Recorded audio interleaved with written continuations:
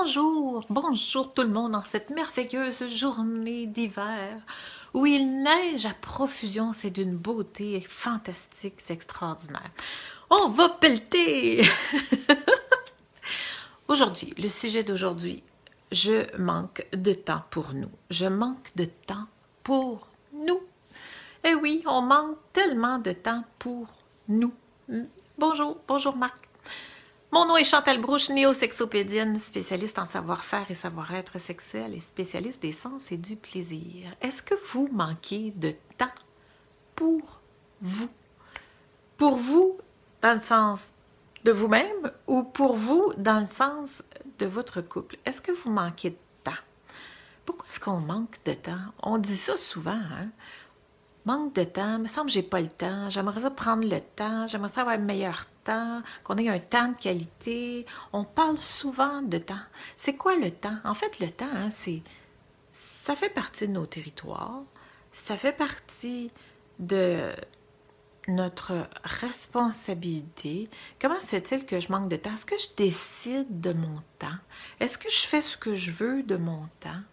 Est-ce que je suis pris dans mon temps? Comment se fait-il que je sois pris dans mon temps? Si le temps, c'est mon territoire, ça m'appartient, parce qu'à quelque part, on a 24 heures dans une journée, hein, ça ne change pas, c'est pareil pour tout le monde. Hein. Que j'aie plus ou moins de temps, que je ressente d'avoir plus de temps, moins le temps. Je ne sais pas si vous avez remarqué, quand on est jeune, en tout cas moi, quand j'étais jeune, j'avais l'impression que le temps était long, hein, que j'avais du temps. J'avais du temps pour faire les choses. Puis j'avais le grand-père de mon mari qui disait « Ah, quand tu vieillis, hein, quand tu as 60 ans, le temps roule à 60 000 à l'heure. Quand tu as 90 à 90 000 à l'heure. » Fait que c'est la perception du temps, comment est-ce que ça change au fil des années. Hein? Mais aussi les obligations, la vie de stress qu'on vit aujourd'hui. Comment se fait-il qu'on n'a pas de temps? En fait, on est responsable de notre temps. On l'a le temps. On le prend pas. Là, vous allez me dire, non, non, je peux pas. Moi, j'ai des obligations. J'ai pas le choix. Je suis obligée de faire ci. Je suis obligée de faire ça. Oui et non. C'est un choix. On a fait ce choix-là. Hein? Si aujourd'hui, je prends le temps de vous faire une vidéo, ben, j'ai décidé de prendre ce temps-là pour vous faire une vidéo parce que je considère que c'est important. Fait que, vu que je considère que c'est important pour moi de le faire, ben, je prends le temps de le faire.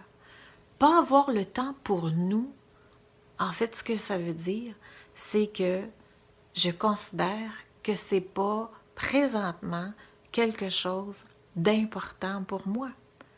Il y en a qui vont sauter, vont dire non, non, non, non, voyons donc, c'est pas vrai, c'est important, j'aimerais ça, c'est ce que je veux le plus, mais j'ai pas le temps, je manque de temps.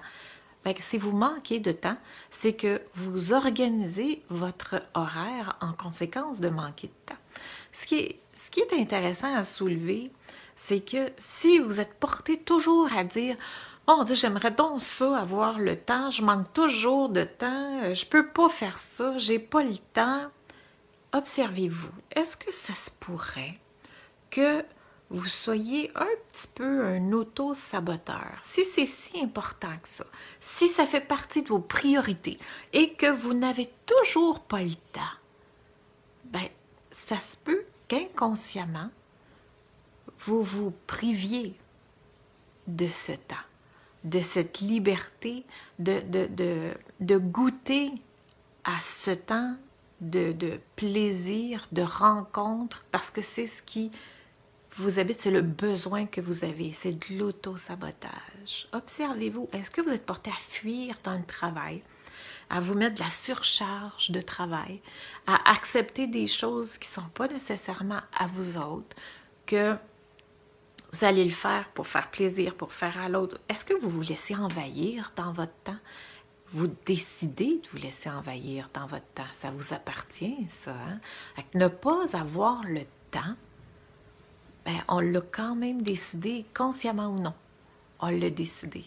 Puis la beauté de la chose, c'est que, oui, on se prive souvent de ce temps-là, même si c'est quelque chose qu'on veut, même si c'est quelque chose qui est important, pour, à quelque part, se punir. Pourquoi est-ce qu'on se punirait? Ben, inconsciemment parce qu'on a des croyances. On a des croyances qui sont rattachées à ça, que soit on n'a pas le droit à ça, qu'on n'a pas le droit au plaisir, qu'on n'a pas le droit à cette liberté, que ça peut être plein de choses. Ou peut-être qu'on n'a pas le temps parce que justement, on fuit. On fuit cette relation. Il y a quelque chose que quand on est en contact avec l'autre, que ça vient brasser comme émotion, ça vient nous déclencher. On ne veut pas toucher à ça, on ne veut pas avoir besoin d'en parler, on ne veut pas voir l'intensité qui est là. Et inconsciemment, ce qu'on va faire, c'est qu'on va fuir. On peut fuir dans plein de choses. On peut fuir en regardant la télé. Combien de temps qu'on a pour passer devant le téléviseur? C'est fou le nombre d'heures qu'on peut passer devant ça.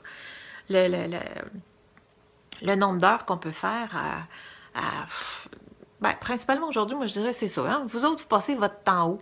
Plus au travail, plus devant la télé, plus à faire quoi? Est-ce que vous êtes maître de votre temps? Est-ce que vous décidez de votre temps?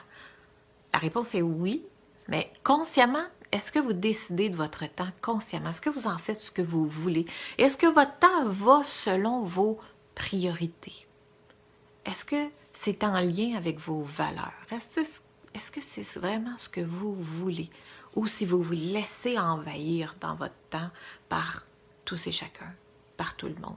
Donc, pas avoir de temps pour nous, posez-vous la question. Qu'est-ce que vous fuyez dans la relation? Pourquoi est-ce que vous ne pouvez pas avoir de temps pour vous? C'est principalement de temps pour vous-même, ça. De regarder qu'est-ce qu'il y a puis qu'est-ce qui se passe. Prenez le temps de vous arrêter, d'observer ça. Sur ce, moi, je vous laisse. Petite mention en finissant, n'oubliez pas, ça s'en vient, le webinaire s'en vient, formation gratuite pour vivre le 7e ciel. Donc, les 7 ciels, je vais vous expliquer les 7 étapes pour atteindre le 7e ciel. Ça s'en vient, très excitée, c'est la première fois que je vais faire un webinaire, je suis toute énervée. C'est une formation tellement fantastique, mon Dieu, qui me tient à cœur tellement. Vous ne savez pas à quel point ça vient brasser des émotions que d'offrir ce genre de formation-là, qui est en fait le résultat de 27 années de travail, d'accumulation de vécu, de connaissances, de toutes sortes de formations aussi.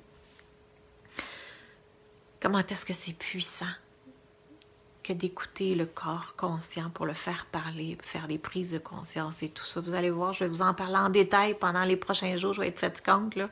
Je vais vraiment revenir à la charge avec ça parce que c'est quelque chose d'extraordinaire. Ça me touche de vous le dire parce que je l'ai vraiment à cœur. Sincèrement, là, c'est quelque chose qui m'habite. C'est quelque chose que je porte et c'est quelque chose que je vous offre, que je vais vous livrer. Je vais vous accompagner pendant 7 semaines de temps à travers ça pour que vous puissiez vivre et toucher à ce 7e ciel si fantastique. On a tous le droit à ça. On a tous le droit de vivre ça. Le bonheur, le plaisir, la jouissance, hein? Le droit au plaisir. Sur ce, bon, j'arrête ça là. Je vous laisse et on se revoit demain dans le prochain live.